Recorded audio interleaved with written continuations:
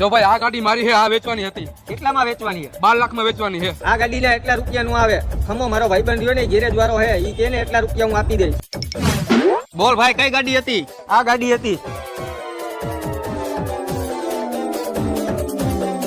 અરે ભાઈ આ ગાડીના એટલા બધા રૂપિયા નો દેવે, આમાં 2-3 ખોબા અને કેટલાય તો લીટા પડી ગયા છે. પેલા તું કેવો કારીગરો, ખોબા લીટા નો જોવાનો હોય, ગાડીનું એન્જિન ચેક કર. એન્જિન ગાડીની ચાવી આને દ્યો તો. હા ભાઈ ગાડી ચાલુ કરતો અને બોનેટ ખોલી નાખ. હમણાં જે હોય એ ખબર પડી જાય.